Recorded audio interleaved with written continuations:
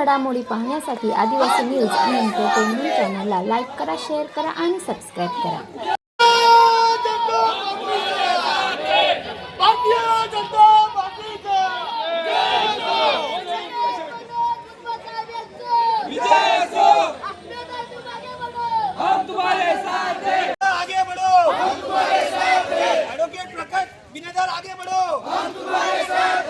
भारतीय जनता पक्षाचे प्रभाग क्रमांक 17 चे अधिकृत उमेदवार मी ॲडव्होकेट प्रकाश बिनेदार,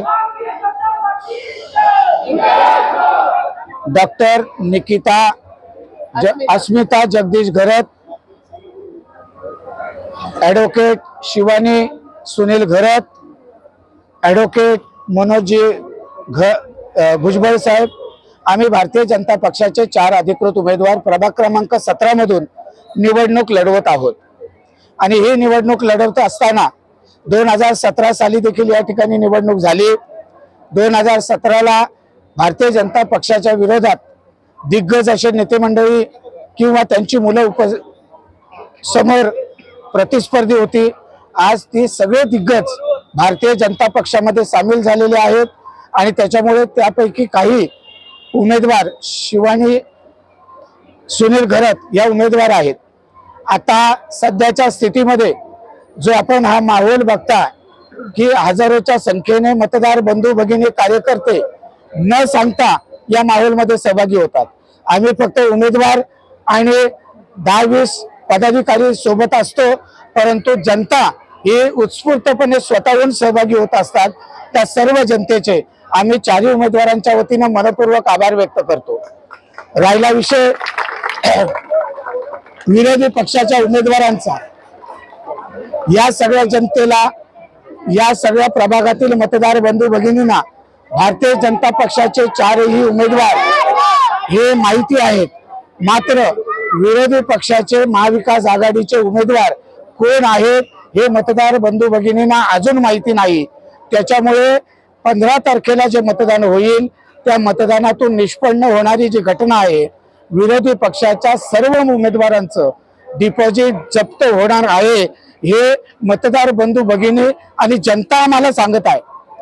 त्याच्यामुळे हा विजय आमच्या 4 उमेदवारांचा भरघोस मताने होणार आहे, त्याबद्दल ती मात्र शंका नाही. राहिला विषय विकासाबाबतचा प्रश्न आपण विचारला. प्रभाग क्रमांक 17 मध्ये अनेक प्रकारचा विकास या 5 वर्षामध्ये आम्ही करू शकलो याचं आम्हाला समाधान आहे. मग इथली उद्यानं असतील, खेळाचं मैदान असेल, त्याचबरोबर रस्ते असतील, ड्रेनेज लाईन असेल, फुटपाथवरच्या लाईट असतील, पथदिवे असतील, त्याचप्रमाणे हायमास्ट असतील, शौचालयाची व्यवस्था असेल, झोपडपट्टीमध्ये अनेक ठिकाणी गल्लीचे कॉन्क्रिटीकरण असेल, पाण्याच्या पिण्याचा प्रश्न सोडवण्यासाठी बोरिंग मारले असतील, त्याचबरोबर सभागृह असेल, त्याचबरोबर आणि अनेक सेक्टरना गॅस पाईपलाईनची व्यवस्था आम्ही करून दिलेली आहे. काही ठिकाणी राहिलेली आहे ती परिपूर्णपणे 6 महिन्याच्या आतमध्ये करण्यासाठी आम्ही वचनबद्ध आहोत. आणि त्याचबरोबर अनेक रस्ते हे कॉन्क्रिटीकरणाचे केलेले आहेत. आणि त्याचबरोबर समाज मंदिर ही नवीन प्रक्रिया या प्रभागामध्ये राबवलेली आहे. त्याच दृष्टिकोनातून आमचे जे कुष्ठरुग्ण आहेत यांच्यासाठी शासनाकडून दरमहा आम्ही 2,500 रुपये त्यांना देत होतो, सुरुवात केली. आज दरमहा त्यांना 4,000 रुपये मिळत आहेत. याच्या मागे पक्षाचं आमच्या नेते मंडळीचं सहकार्य आहेच, श्रेय आहेच, परंतु त्याचबरोबर या ठिकाणच्या या प्रभागातील 4ही उमेदवारांचं त्याच्यामध्ये सहभाग आहे, ते त्यांनाही श्रेय जातो. आणि आज बाकीची माहिती माननीय मनोज भुजबळ साहेब देतील. पुढे या निवडणुकीचा परिणाम होणार आहे का? अजिबात नाही. प्रथमतः जे बिनविरोध आलेत हे त्यांच्या गुणानुसार आलेले आहेत. कारण विरोधी पक्षाने जे उमेदवार दिले होते तेच मुळात कमकुवत होते. पराभव पत्करण्याआधीच त्यांनी शरणागती पत्करली असं म्हणावं लागेल आणि ते बॅकआउट झाले. त्यामध्ये जे विजय उमेदवार आहेत यात निश्चितच त्यांचं विजय उमेदवारांचं श्रेय आहे, भारतीय जनता पक्षाचं श्रेय आहे. विरोधक बोलत असतील की बाबा समोर दबाव आणून काय वेगळ्या पद्धतीने केलेलं, पण हे साफ चुकीचं आहे. समोरचे विरोधकांनी देणारेच त्यांचे उमेदवार जे दिलेले हे त्यांच्या पक्षनिष्ठ नसलेले किंवा ज्यांची काही हे नसेल अशा लोकांना दिले, त्यामुळे आज त्यांना पराभव पत्करावा. म्हणजे लढाई आधीच शरणागती हत्यार ठेवलं, शरणागती पत्करले असा प्रकार बघावा लागेल.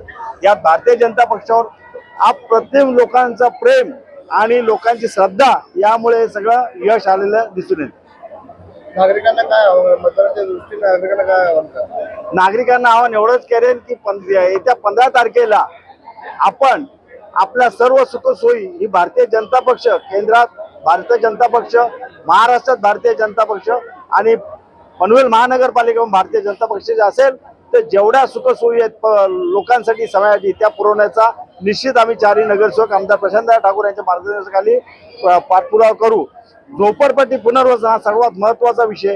ए टाईप सारखी वसाहत असेल, इव्हन 12 ज्यांची रिडेव्हलपमेंटची व्यवस्था असेल, रोड जे कंपोज आता जो बघता हा रोड छोटा झालेला आहे, या बिल्डिंगला जेव्हा रिडेव्हलपमेंटची परवानगी देईल त्यावेळेस माझं मी अर्ज दिलेलं आहे, कमिशनर साहेबांना भेटलेलो आहे, आमदार साहेबांशी बोलणं आलेलं आहे. हा रस्ता कसा रुंद होईल याकडे सुद्धा आम्ही कटाक्षाने लक्ष देणार आहोत.